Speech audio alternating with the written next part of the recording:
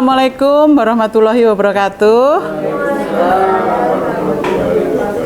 Salam sejahtera untuk kita semua. Terima kasih Bapak Ibu sudah bersedia hadir pada grup sharing tentang budaya positif. Grup sharing ini sengaja saya adakan karena saya ingin men-sharing ya, atau membagikan apa-apa yang sudah saya dapat dalam program calon guru penggerak. Bapak Ibu, untuk kali ini saya ingin sharing tentang budaya positif. Untuk itu mungkin dalam sharing nanti, namanya sharing ya, jadi kita bisa komunikasi dua arah. Apa yang saya dapat mungkin bermanfaat ketika kita berada di dalam kelas atau sekolah. Alangkah baiknya nanti kita bisa menerapkan apa yang kita bicarakan pada kesempatan pada hari ini. Budaya positif. Sebelumnya akan saya sampaikan tentang konsep-konsep inti dari budaya positif, yaitu yang pertama teori disiplin positif. Dalam rangka menciptakan lingkungan positif, salah satu strategi yang perlu ditinjau kembali adalah penerapan disiplin di sekolah kita. Apakah telah efektif? Apakah masih perlu ditinjau kembali? Apa sesungguhnya arti dari disiplin itu sendiri? Apa kaitannya dengan nilai-nilai kebajikan? Mari kita bahas makna disiplin dan nilai-nilai kebajikan yang universal.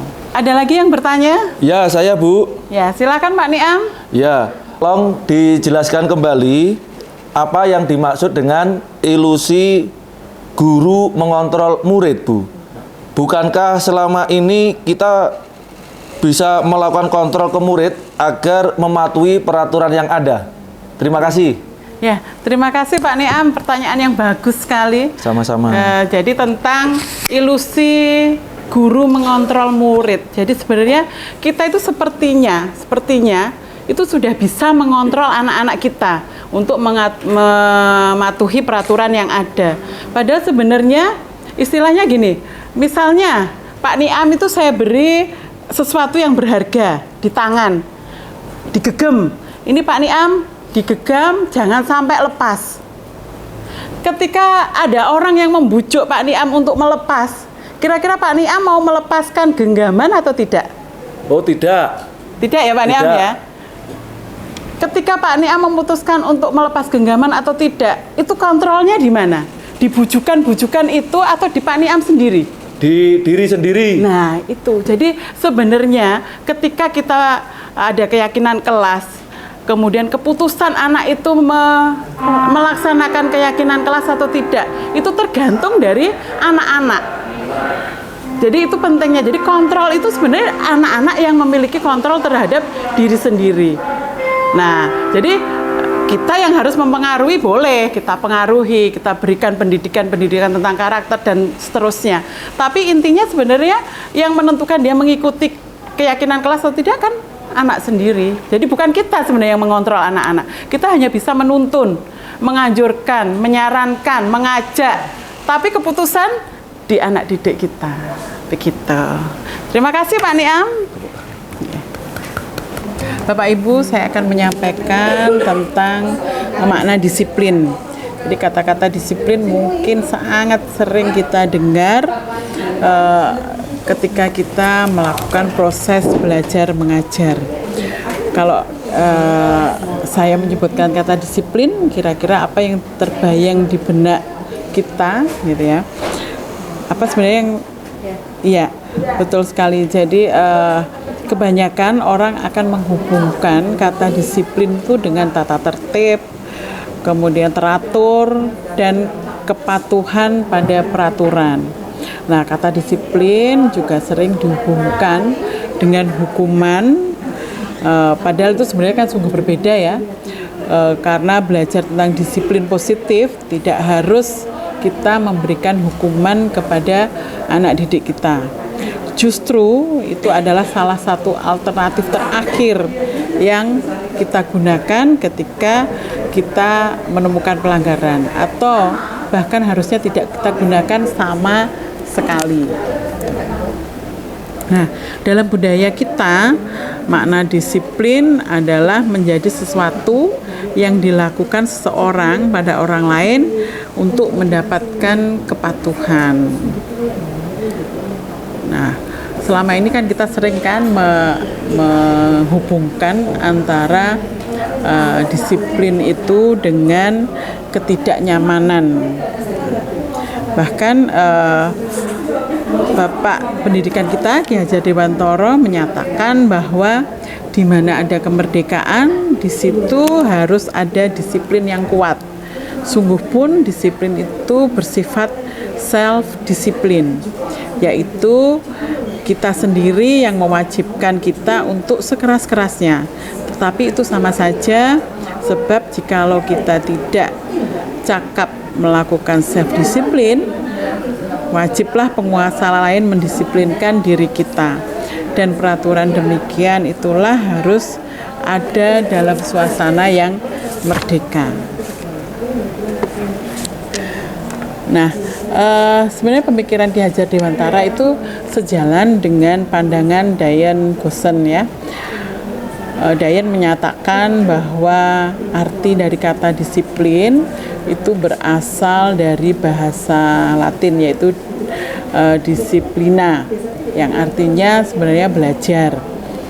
Nah, kata disiplin juga berasal dari akar kata yang sama, yaitu disiplin atau murid, disipel ya, disipel atau murid atau pengikut.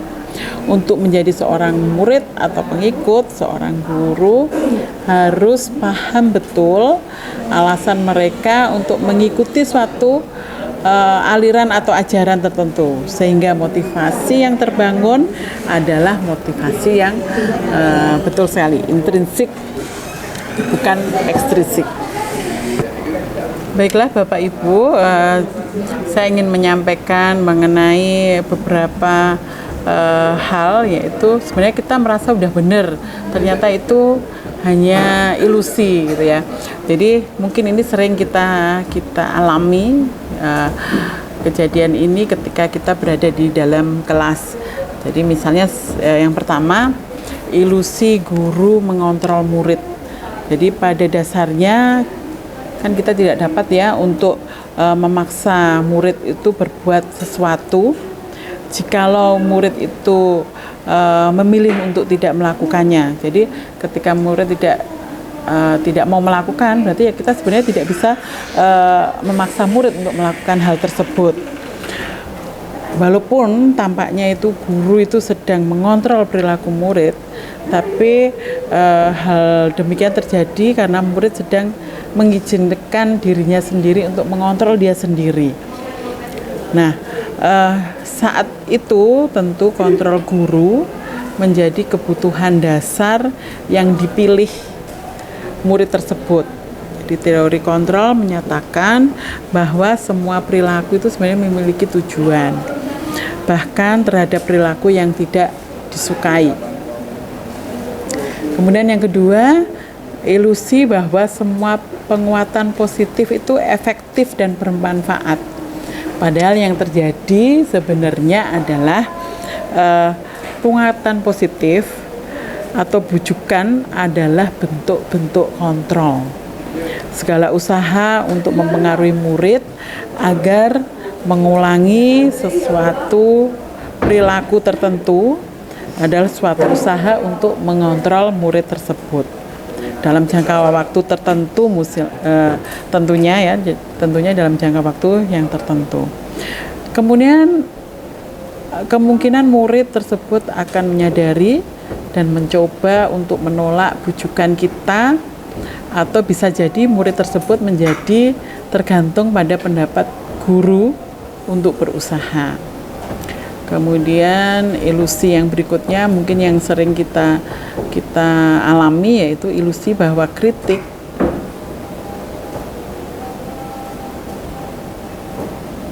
yang berikutnya adalah mungkin ilusi bahwa kritik dan membuat orang merasa bersalah dapat menguatkan karakter. Padahal yang terjadi adalah penggunaan kritik dan rasa bersalah untuk mengontrol murid menuju pada identitas gagal. Gitu. Mereka belajar untuk merasa buruk tentang diri mereka.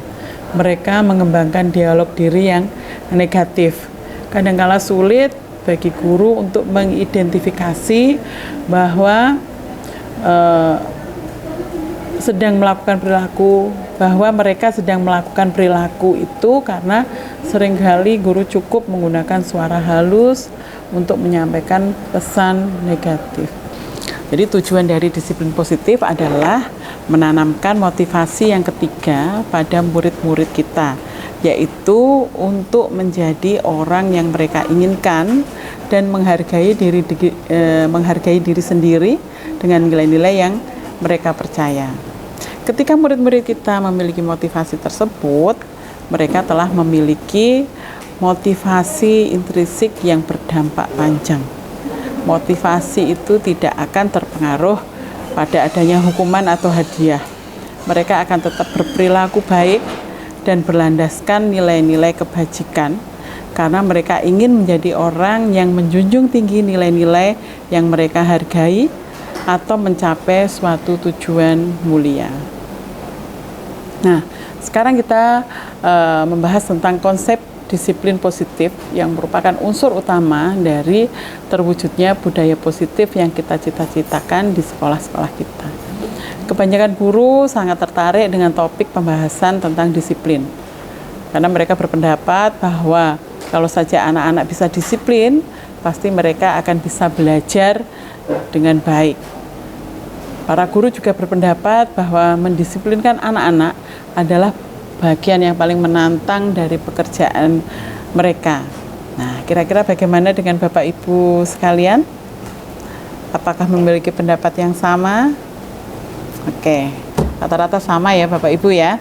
Jadi sebagai pendidik, sebenarnya tujuan kita itu untuk menciptakan anak-anak yang memiliki disiplin diri sehingga mereka bisa berperilaku dengan mengacu pada nilai-nilai kebajikan yang universal dan memiliki motivasi intrinsik, bukan motivasi ekstrinsik.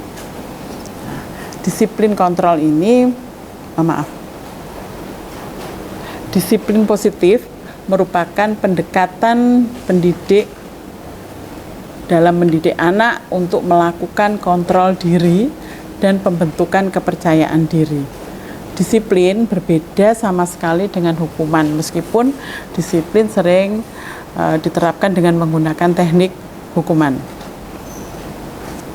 Baiklah Bapak Ibu, mengenai nilai-nilai kebajikan universal. Jadi nilai-nilai kebajikan itu kan sifat-sifat positif manusia yang merupakan tujuan mulia yang ingin dicapai oleh setiap individu. Nah, nilai kebajikan universal sendiri itu merupakan nilai-nilai kebajikan yang disepakati bersama, lepas dari suku, bangsa, agama, bahasa, maupun latar belakangnya. Nilai-nilai ini merupakan payung besar dari sikap dan perilaku kita, atau nilai-nilai ini merupakan fondasi bagi kita dalam berperilaku. Nah, setiap perbuatan tentunya memiliki tujuan. Dengan mengaitkan nilai-nilai kebajikan yang diyakini seseorang, maka motivasi intrinsiknya akan terbangun, sehingga menggerakkan motivasi dari dalam. Nah, nilai-nilai kebajikan yang ingin dicapai oleh setiap anak bangsa yang kita kenal adalah profil pelajar Pancasila. Nah, nilai-nilai kebajikan dalam profil pelajar Pancasila ini adalah seperti yang kita ketahui.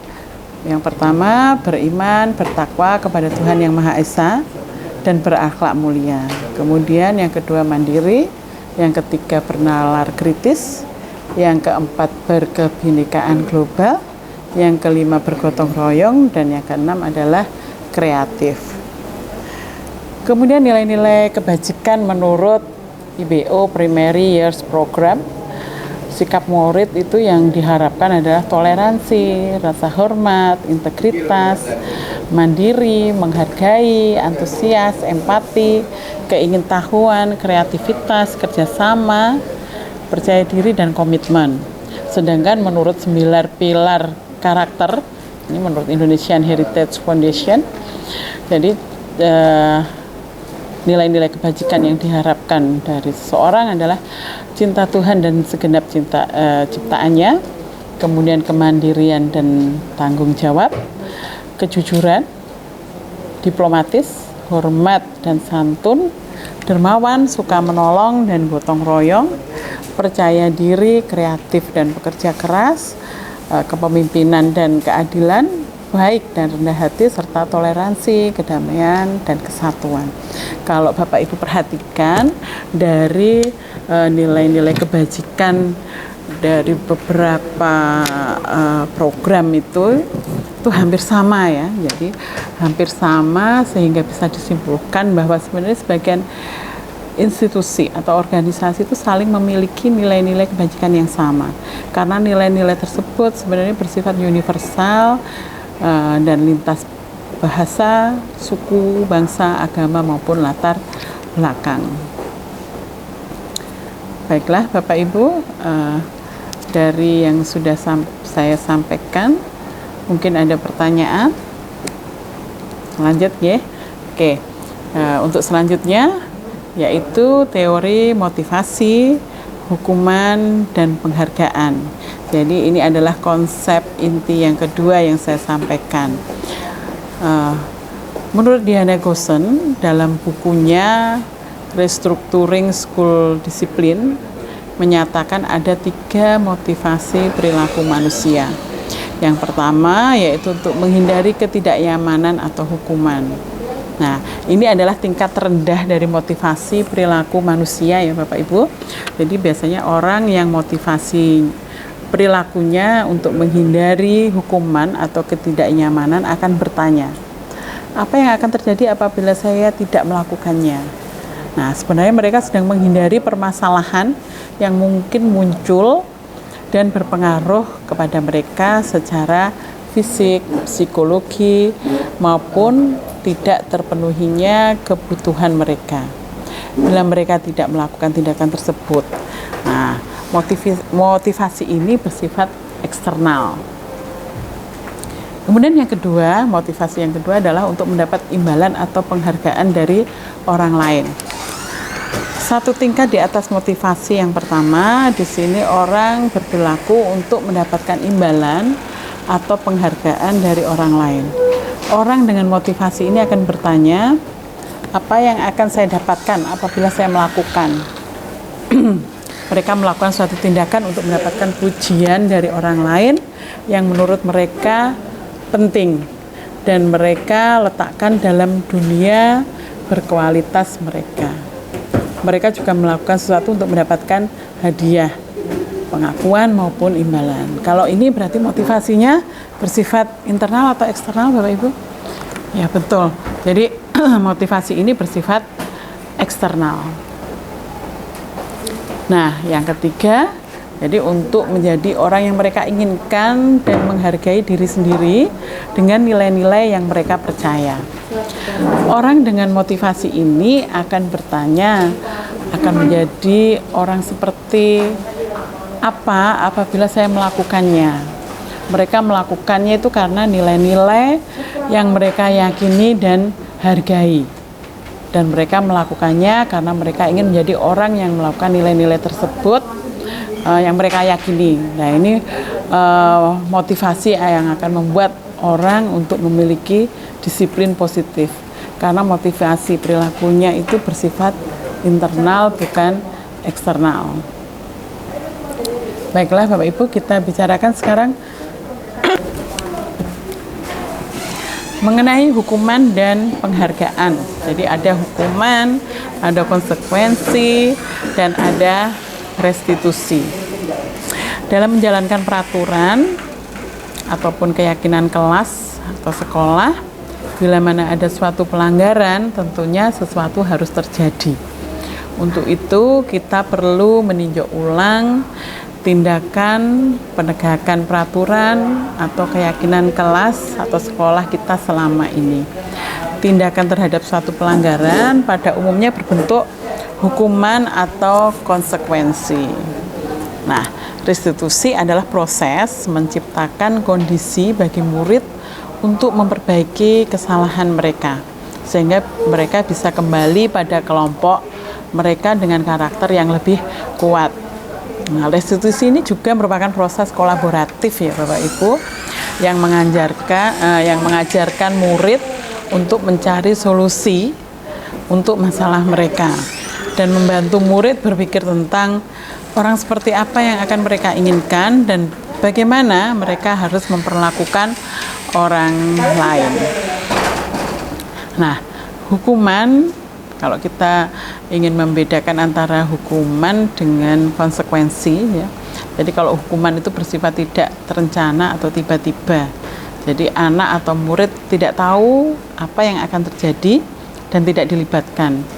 Hukuman lebih bersifat satu arah dari pihak guru yang memberikan, dan murid hanya menerima suatu hukuman tanpa melalui suatu kesepakatan atau pengarahan dari pihak guru baik sebelum atau sesudahnya.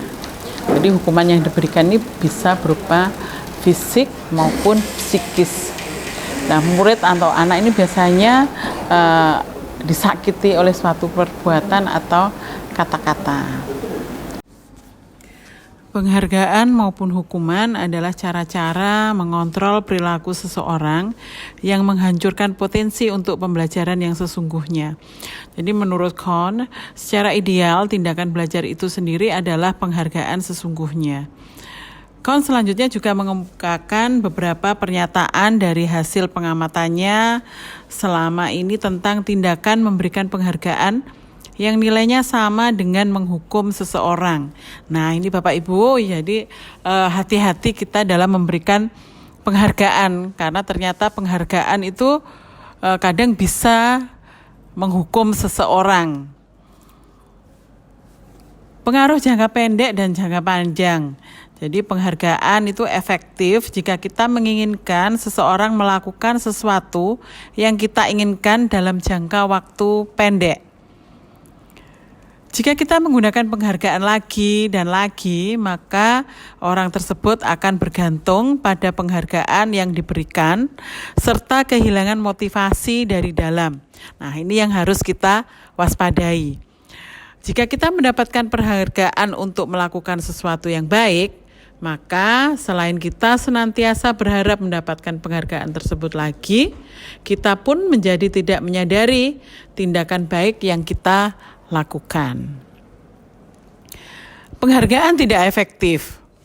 Jadi suatu penghargaan adalah suatu benda atau peristiwa yang diinginkan, yang dibuat dengan persyaratan. Hanya jika Anda melakukan hal ini, maka Anda akan mendapatkan penghargaan yang diinginkan. Jika saya mengharapkan suatu penghargaan dan tidak mendapatkannya, maka saya akan kecewa dan berkecil hati, serta kemungkinan lain kali saya tidak akan berusaha sekeras sebelumnya. Nah, ini bahaya sekali ya Bapak Ibu ya. Jadi ketika anak didik terbiasa kita berikan penghargaan dan dia tidak mendapatkan, maka dia akan kecewa. Gitu. Kemudian jika kita memberikan seseorang suatu penghargaan untuk melakukan sesuatu, maka kita harus terus-menerus memberikan penghargaan itu jika kita ingin orang tersebut melakukan atau meneruskan perilaku yang kita inginkan.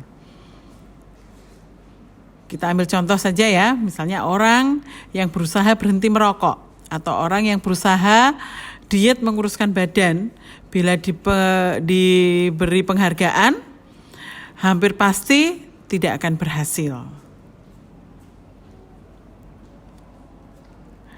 Kemudian penghargaan itu juga bisa merusak hubungan Bapak Ibu, ini yang kita harus hati-hati ya. Jadi ketika seorang diberi penghargaan atau dipuji di depan orang banyak, maka kemungkinan orang lain akan merasa iri dan sebagian mereka akan tidak menyukai orang yang diberikan penghargaan tersebut. Nah, jadi ini kalau kita terapkan di anak didik kita, ketika kita memberikan penghargaan pada anak didik kita harus waspada. Anak didik kita yang sekian yang tidak mendapat penghargaan itu bisa saja timbul rasa iri kepada peserta didik yang kita beri penghargaan. Kemudian jika seorang guru sering memberikan penghargaan kepada murid-muridnya, besar kemungkinan murid-muridnya termotivasi hanya untuk menyenangkan gurunya. Mereka tidak akan bersikap jujur kepada guru tersebut. Kemudian penghargaan itu bisa juga menciptakan persaingan di dalam kelas, dan persaingan ini sebenarnya menciptakan kecemasan. Nah, padahal kita harusnya berusaha memberikan lingkungan belajar yang nyaman bagi anak didik kita, lingkungan belajar yang penuh dengan kebahagiaan kepada anak didik kita. Mereka yang percaya bahwa mereka tidak memiliki kesempatan untuk mendapatkan penghargaan akan berhenti untuk mencoba. Jadi misalnya anak-anak yang saya mungkin tidak akan bisa ini mendapatkan penghargaan itu, maka mungkin ya sudahlah, saya tidak akan mencoba sama sekali karena toh itu akan percuma, saya tidak mungkin mendapatkannya. Nah, itu yang perlu kita waspadai. Kemudian penghargaan juga bisa mengurangi ketepatan. Jadi ada riset pertama Bapak Ibu ya, ada beberapa riset, di mana riset pertama dalam sebuah percobaan, sekelompok anak laki-laki berusia sekitar 9 tahun diminta untuk melihat gambar-gambar wajah yang ditampilkan di layar. Dan mereka harus memberitahukan jika wajah-wajah tersebut sama atau berbeda. Gambar-gambar tersebut hampir sama. Beberapa dari mereka diberi penghargaan dalam bentuk uang pada saat mereka memberikan jawaban benar, sementara sebagian yang lain tidak. Maka hasilnya, anak laki-laki yang dibayar membuat lebih banyak kesalahan. Kemudian riset yang kedua, anak-anak diminta mengingat kata-kata tertentu misalnya. Kemudian mereka diminta mengambil kartu yang berisi kata-kata yang diingat tersebut. Setiap kali muncul, beberapa anak diberi permen setiap mereka memberikan jawaban yang benar. Dan sebagian yang lain hanya diberitahu saja bila jawaban mereka benar. Hasilnya, anak-anak yang mendapatkan permen jawabannya banyak yang tidak tepat dibandingkan anak-anak yang hanya memberitahu jawabannya benar. Penghargaan bisa menurunkan kualitas. Pengamatan yang dilakukan pada sekelompok mahasiswa yang sedang kerja praktek di sebuah surat kabar universitas.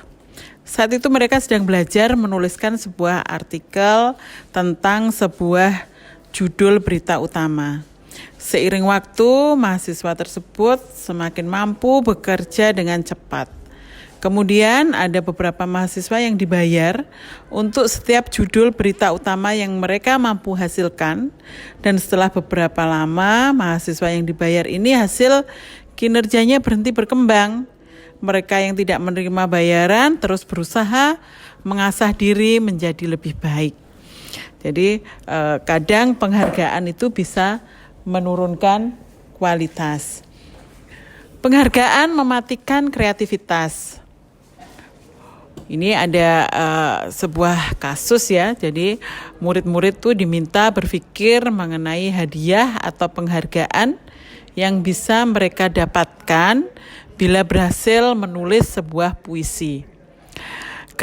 Kreativitas kelompok murid-murid ini menjadi berkurang dibandingkan dengan yang tidak diberitahukan tentang hadiah yang bisa mereka terima. Penelitian menunjukkan bahwa pekerjaan seni atau sebuah penulisan cerita menjadi kurang kreatif ya bila dijanjikan sebuah hadiah atau penghargaan. Kemudian dalam tugas-tugas memecahkan masalah, para murid memakan waktu lebih lama dan memberikan jalan keluar kurang kreatif saat mereka dijanjikan suatu penghargaan. Kemudian perlu juga saya sampaikan Bapak Ibu yang saya dapatkan kemarin itu bahwa ternyata penghargaan itu bisa menghukum. Penghargaan menghukum. Mereka yang tidak mendapatkan penghargaan misalnya dalam sistem ranking, mereka yang mendapatkan ranking kedua akan merasa paling dihukum. Bayangkan ya, aduh kurang sedikit lagi saya ternyata yang terbaik. Nah, kalau ini saya dapat yang kedua itu biasanya sakitnya tuh di sini gitu ya Bapak Ibu ya. Oke, jadi memberikan penghargaan dan hukuman adalah hal yang sama karena keduanya mencoba mengendalikan perilaku dari seseorang. Karena orang pada dasarnya tidak suka dikendalikan dalam jangka waktu lama, penghargaan akan terlihat atau terasa sebagai hukuman. Jika suatu penghargaan diharapkan, namun Anda tidak mendapatkannya, maka Anda akan merasa dihukum. Betul begitu ya Bapak Ibu ya? Kemudian motivasi dari dalam diri atau intrinsik. Saat seorang anak belajar untuk pertama kali menggabungkan huruf-huruf dan kata-kata, serta menyadari bahwa ia dapat membaca, timbul pijar di matanya dan sebuah senyuman di wajahnya. Anak tersebut begitu gembira bahwa ia telah mempelajari dan menguasai suatu keterampilan. Kesadaran akan kemampuannya bahwa dia sudah dapat membaca sesungguhnya sudah merupakan suatu penghargaan. Jadi ketika anak itu sadar, oh saya bisa, saya mampu, itu sebenarnya sudah penghargaan bagi mereka. Tapi jika kita memberikan penghargaan kepada seseorang anak pada saat dia sedang merasa bangga dengan pencapaiannya sendiri, maka kita akan mengambil kegembiraan yang saat itu sedang dirasakan secara alamiah. Oleh karena itu, Bapak Ibu, marilah kita hati-hati dalam memberikan penghargaan kepada anak didik kita agar tidak menjadi bumerang bagi kita.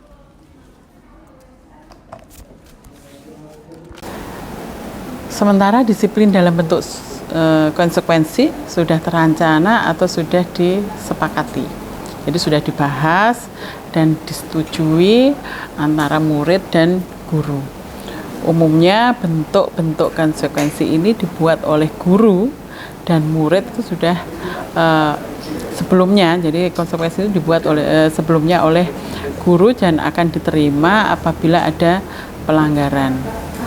Pada konsekuensi, murid tetap dibuat tidak nyaman untuk jangka waktu pendek.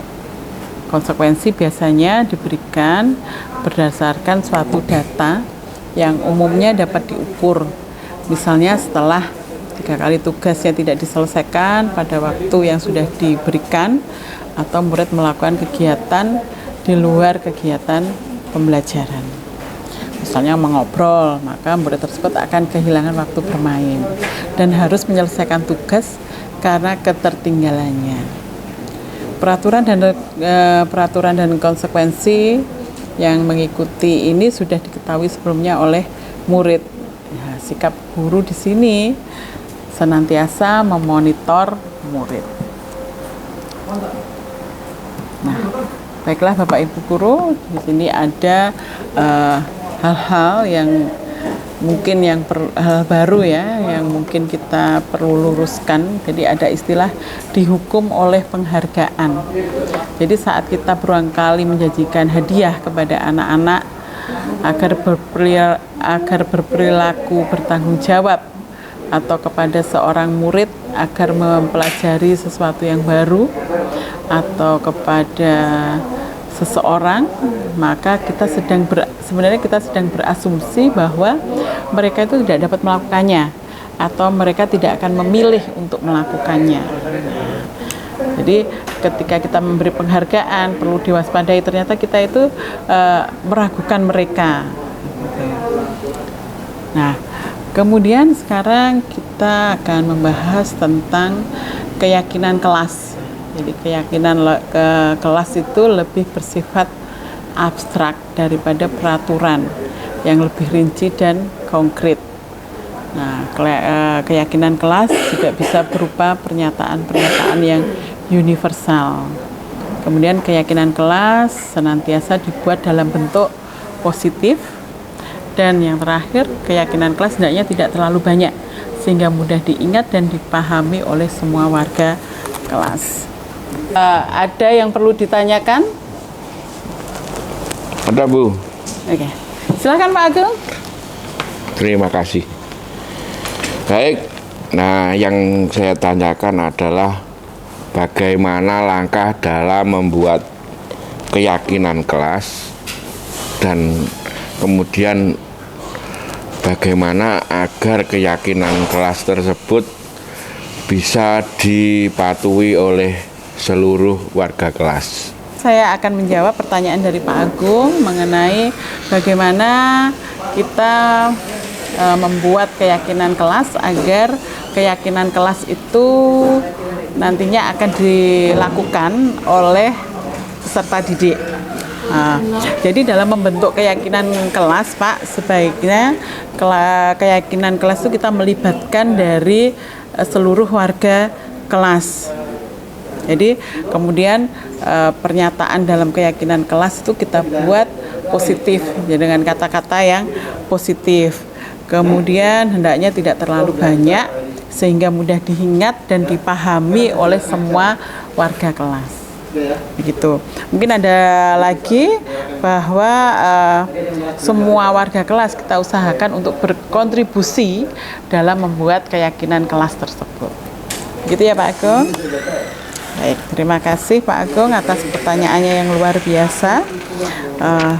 Baiklah Bapak Ibu, untuk selanjutnya kita akan membahas tentang berikutnya Bapak Ibu, kita akan membahas tentang 5 kebutuhan dasar dari manusia.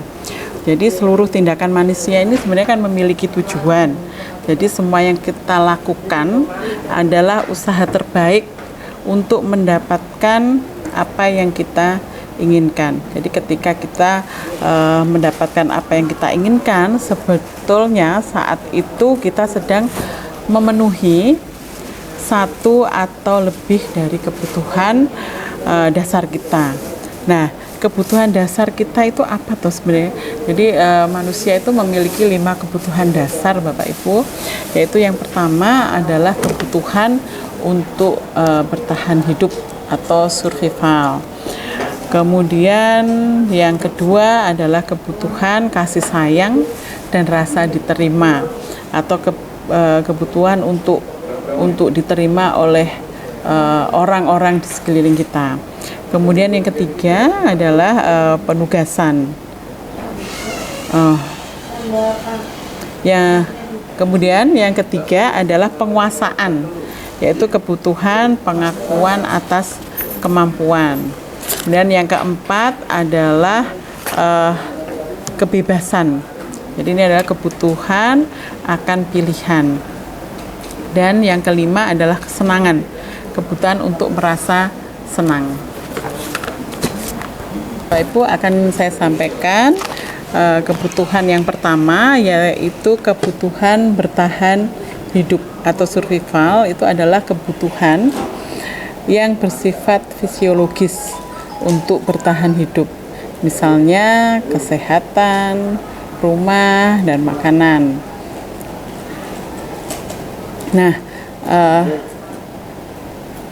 kebutuhan biologis sebagai bagian dari proses reproduksi termasuk kebutuhan untuk bertahan hidup.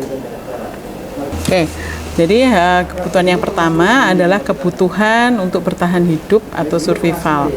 Adalah kebutuhan yang bersifat fisiologis untuk bertahan hidup, misalnya kesehatan, rumah, dan makanan. Jadi misalnya ada kasus anak didik kita kok sering mengambil makanan dari temannya. Nah, kita harus tahu apakah anak didik kita itu ketika pagi sudah sarapan di rumah, apakah dia dalam kondisi yang siap belajar dalam perut kenyang. Jadi kalau misalnya ternyata dia berangkat sekolah selalu tidak sempat sarapan, berarti perilaku dia ini untuk memenuhi kebutuhan bertahan hidup. Nanti untuk pemecahan permasalahannya kita berpatokan kepada itu. Kemudian kebutuhan yang kedua yaitu kasih sayang dan rasa diterima. Nah, kebutuhan untuk disayangi dan diterima meliputi kebutuhan akan hubungan dan koneksi sosial, kebutuhan untuk memberi dan menerima kasih sayang, dan kebutuhan untuk merasa menjadi bagian dari kelompok. Nah, Kebutuhan ini juga meliputi keinginan untuk tetap berhubungan atau terhubung dengan teman, keluarga, maupun dengan binatang piaraan pun gitu. Kemudian untuk kebutuhan yang ketiga yaitu penguasaan. Nah, kebutuhan ini berhubungan dengan kekuatan untuk mencapai sesuatu, jadi untuk mencapai sesuatu, untuk menjadi kompeten, menjadi terampil, diakui atau berprestasi dan keterampilan kita. Gitu. Jadi kita ingin untuk dihargai. Jadi kita menunjukkan kalau kita itu memiliki rasa harga diri, gitu. Kemudian untuk berikutnya adalah kebutuhan dasar yang berikutnya adalah kebebasan, gitu ya. Jadi kebutuhan ini untuk bebas atau kebutuhan akan kemandirian, otonomi, memiliki pilihan dan mampu mengendalikan arah hidup seseorang. Jadi anak-anak dengan kebutuhan kebebasan yang tinggi biasanya mereka menginginkan pilihan. Jadi mereka perlu banyak bergerak, suka mencoba-coba dan tidak terlalu terpengaruh dengan orang lain. Jadi mereka lebih senang mencoba hal-hal baru yang menurut mereka itu menarik. Kemudian yang berikutnya adalah kesenangan. Nah, kebutuhan akan kesenangan adalah kebutuhan untuk mencari kesenangan bermain dan tertawa. Bayangkan hidup tanpa kenikmatan apapun betapa menyedihkan, gitu ya. Jadi ini kebutuhan dasar kesenangan ini juga mungkin ada kasus misalnya anak kok suka dia mengambil mainan dari temannya gitu. Itu ketika ditelusuri mungkin dia senang melihat ekspresi anaknya yang kehilangan mainan misalnya, dia merasa senang gitu ya. Berarti dia memenuhi kebutuhan akan kesenangan tersebut.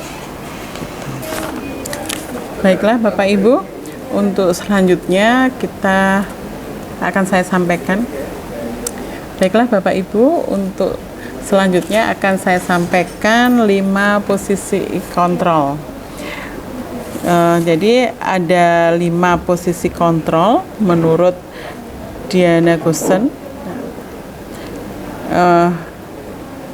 Ada 5 posisi kontrol menurut Diana Goosen, yaitu yang pertama, posisi kontrol yang pertama adalah penghukum, kemudian pembuat rasa bersalah, teman, pemantau, dan manajer. Marilah kita tinjau 5 posisi kontrol tersebut. Jadi posisi kontrol penghukum. Seorang penghukum bisa menggunakan hukuman baik fisik maupun verbal. Orang-orang yang menjalankan posisi penghukum senantiasa mengatakan sekolah memerlukan sistem atau alat yang dapat lebih menekan murid-murid lebih dalam lagi. Jadi guru-guru biasanya, guru-guru penghukum itu biasanya berkata, patuhi aturan saya misalnya, kemudian awas gitu. Kalau kamu salah, awas misalnya seperti itu. Kemudian guru seperti ini senantiasa percaya bahwa hanya ada satu cara pembelajaran bisa berhasil, yaitu cara guru tersebut. Kemudian ketika kita berada di posisi pembuat merasa bersalah, pada posisi ini biasanya guru akan bersuara lebih lembut, gitu ya. Kemudian pembuat rasa bersalah akan menggunakan keheningan ya, yang membuat orang lain merasa tidak nyaman, bersalah atau rendah diri. Biasanya kata-katanya lembut tapi nancep gitu ya. Jadi misalnya, ibu sangat kecewa sekali dengan kamu, misalnya seperti itu. Atau berapa kali ibu harus memberitahu kamu lagi ya, gitu. Jadi kata-kata seperti itulah. Di posisi ini murid akan memiliki penilaian diri yang buruk tentang diri mereka. Kemudian murid biasanya merasa tidak berharga karena telah mengecewakan orang-orang yang mereka sayangi. Kemudian untuk posisi yang ketiga yaitu teman. Pada posisi ini guru tidak akan menyakiti murid, namun akan tetap berupaya mengontrol murid melalui persuasi. Posisi teman pada guru bisa negatif maupun positif. Nah, biasanya kata-katanya, ayo dong, bantu ibu dong, misalnya seperti itu. Ayo, ingat nggak dengan bantuan ibu selama ini? Jadi kata-kata seperti itu yang digunakan ketika kita berada di posisi pengontrol sebagai teman. Gitu.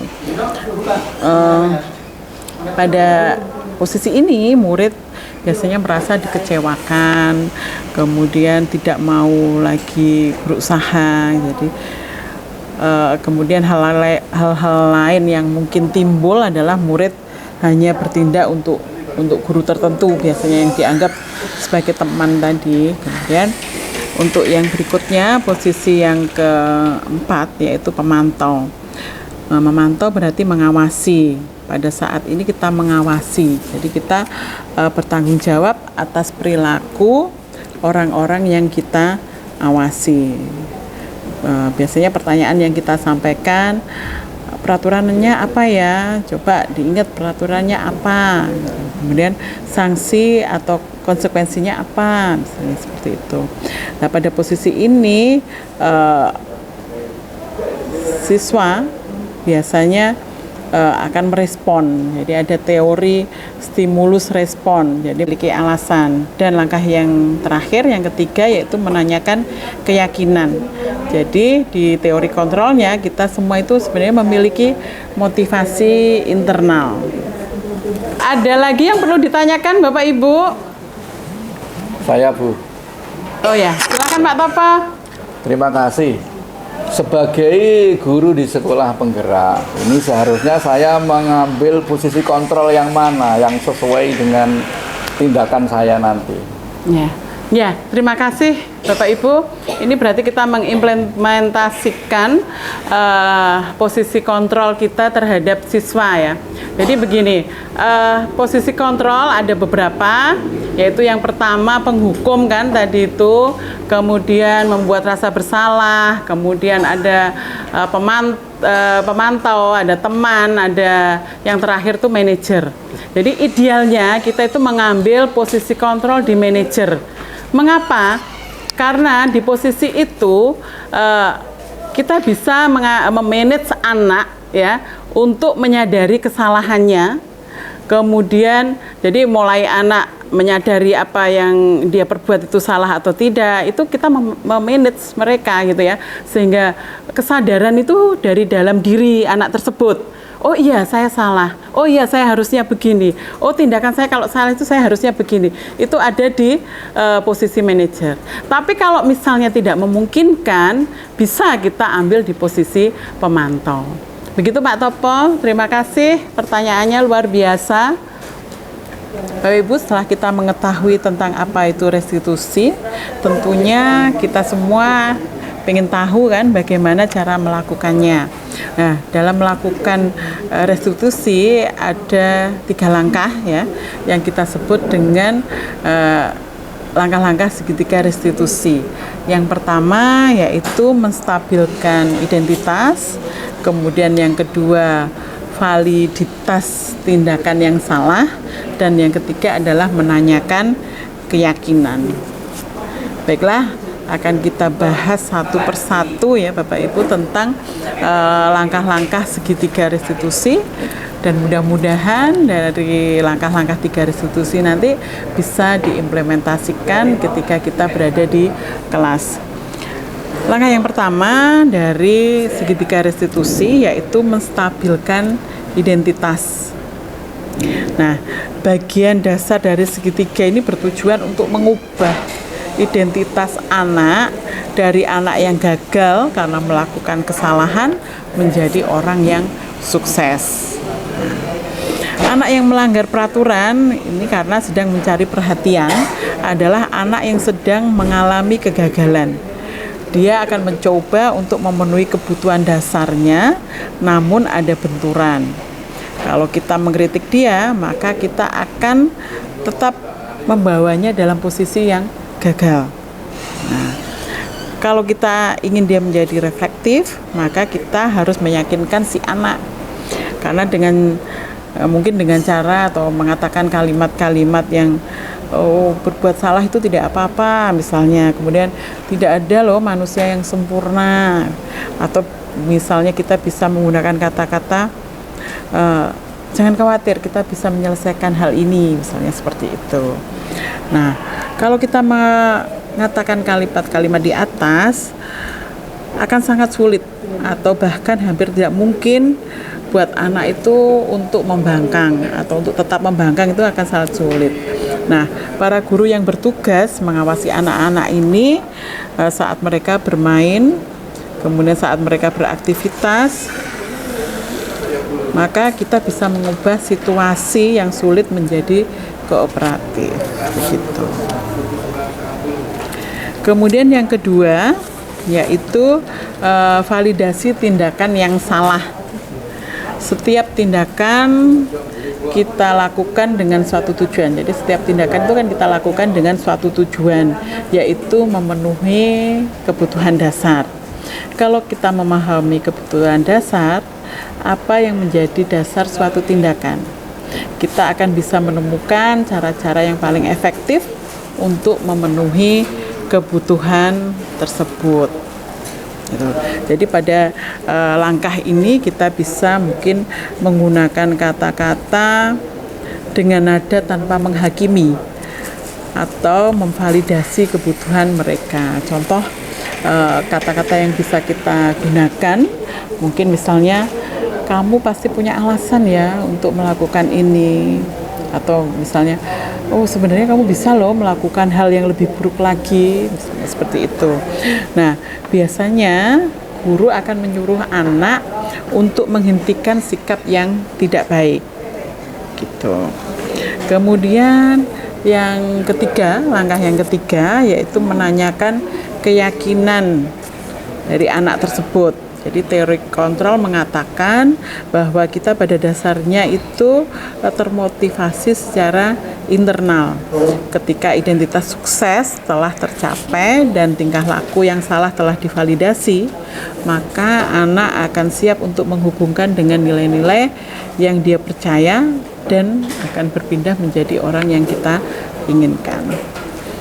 Nah, kata-kata yang bisa kita gunakan yaitu misalnya, apa yang kita percaya sebagai kelas atau keluarga, atau masih ingatkah kamu dengan keyakinan kelas yang kita sepakati misalnya, atau kamu mau jadi orang yang seperti apa sih, misalnya seperti itu. Baiklah Bapak Ibu, demikianlah tentang segitiga restitusi.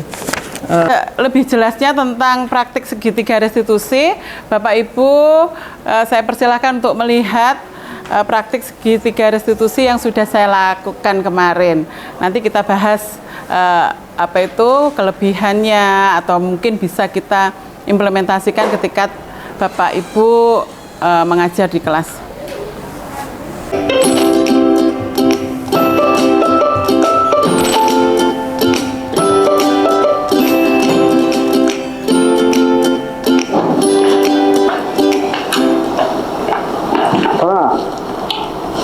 Kapol, karena Angga izin menghadap. Silahkan duduk. Siap. Angga, bagaimana kabarmu hari ini? Siap, baik Bu. Benar, baik. Siap, Tidak ada baik. masalah ya? Tidak. Kenapa hari ini kamu kok tidak mengumpulkan tugas ekonomi? Mohon maaf Bu, saya belum bisa menyelesaikan tugas ekonomi. Mengapa? Karena saya kesulitan untuk membagi waktu di asrama saya. Karena saya harus mencuci baju, mensetrika baju, dan itu tidak terbiasa dengan saya. Makanya saya tidak terbiasa dengan itu, dan saya tidak bisa menyelesaikan tugas dengan tepat. Karena ada jam malam ya, ya di asrama ya. Siap Bu. Jadi karena kamu terlalu lama untuk menyetrika dan mencuci baju, akhirnya saat mengerjakan ekonomi waktu kamu sudah habis. Siap. Gitu. Angga, beradaptasi dengan lingkungan yang baru itu memang perlu waktu. Tapi jangan khawatir, mari kita selesaikan masalahmu itu dengan sebaik-baiknya. Jadi kita cari solusinya ya, bersama-sama ya. Kira-kira solusinya apa ya enggak agar kamu bisa menyelesaikan mencuci dan mensetrika baju dengan cepat? Siap Bu, saya akan belajar kepada teman-teman saya tentang mencuci baju, mensetrika baju dengan cepat. Oke, baiklah Angga.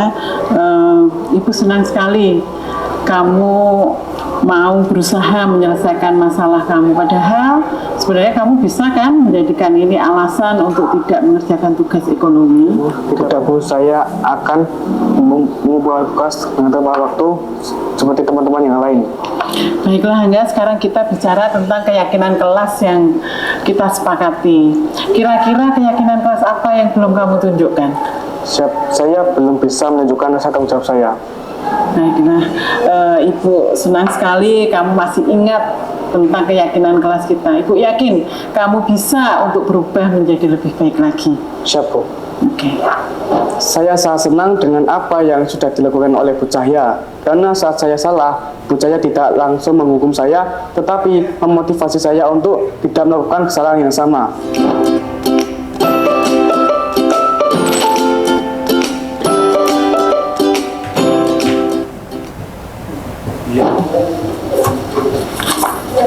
Karena lapor Barunario siap menghadap. Silakan.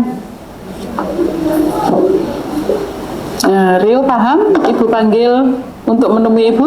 Siap Bu, untuk membicarakan sikap saya saat diskusi tadi Bu. Saat kamu diskusi tadi, ada yang salah dengan sikap kamu? Siap Bu, saya mengatakan yang saya tidak seharusnya mengatakan kepada Agnes Bu. Oke. Ibu juga pernah melakukan kesalahan seperti itu, Rio. Tetapi Ibu belajar dari kesalahan untuk berusaha tidak mengulanginya. Nah, karena dengan berkata yang kasar kepada orang lain itu akan menyakiti hati orang lain ya. Jadi kira-kira apa tindakanmu tadi itu benar atau salah? Siap, salah Bu. Oke. Kamu punya alasan mengapa kamu sampai melontarkan kata-kata yang tidak seharusnya pada Agnes?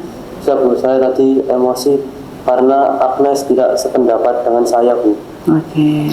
Baiklah, sekarang kita bicara tentang keyakinan kelas yang sudah kita sepakati ya Rio. Kira-kira tindakan apa yang belum kamu tunjukkan tadi? Yang saya belum tunjukkan adalah menghormati orang lain Bu. Oke. Ibu senang kamu ingat dengan baik keyakinan kelas kita. Apakah saat kamu berkata kasar dengan Agnes, kamu menghormati Agnes? Siap, tidak Bu. Oke. Dengan berkata kasar, apa yang kamu rasakan sekarang? Siap, saya menyesal karena saya belum bisa menghormati orang lain Bu. Oke. Nah, sekarang sebaiknya apa yang kamu lakukan untuk memperbaiki kesalahan kamu tadi? Siap Bu, saya akan minta maaf dan saya akan berjanji akan memperbaiki sikap saya Bu. Oke, baiklah Rio, terima kasih. Ibu yakin kamu akan bisa belajar banyak dari kejadian ini. Dan Ibu yakin kamu pasti bisa berubah menjadi lebih baik lagi. Siap Bu. Saya merasa sangat dihargai karena saat saya melakukan kesalahan, saya diberi kesempatan untuk tidak melakukan kesalahan saya lagi. Hal ini mendorong saya untuk selalu berbuat sesuai keyakinan kelas. Demikian Bapak Ibu tentang Oke, terima kasih. Demikian itu praktik segitiga restitusi yang sudah saya lakukan di kelas dan ternyata tanggapan dari anak-anak positif. Jadi mungkin kita bisa melaksanakan langkah-langkah dari segitiga restitusi itu di kelas kita. Oke, setelah saya sampaikan tentang segitiga restitusi, ada yang perlu ditanyakan, Bapak Ibu? Saya, Bu. Oke, Bu Ulan, monggo. Iya, terima kasih. Ibu, bagaimana ya cara menerapkan segitiga restitusinya? Apakah perlu kita panggil peserta secara pribadi atau di depan kelas? Ya, terima kasih Bu Ulan untuk penerapan segitiga restitusi ini. Sebaiknya kita memanggil secara privat ya, jadi secara pribadi anak didik kita yang melakukan pelanggaran sehingga anak didik kita enak dalam ketika kita menerapkan langkah-langkah segitiga restitusi tersebut. Jadi karena kan kita harus membicarakan secara pribadi, jadi kita perlu menjaga privasi dari anak tersebut, dan ini tentunya berbeda apabila kita menyampaikan di depan kelas. Jadi hasilnya pasti lebih bagus apabila anak tersebut kita panggil secara pribadi. Begitu Bu Ulan? Ya, terima kasih. Baiklah Bapak Ibu, demikian tentang konsep-konsep inti dari budaya positif. Semoga kita bisa melaksanakan atau membangun budaya positif di sekolah kita melalui konsep-konsep inti tadi.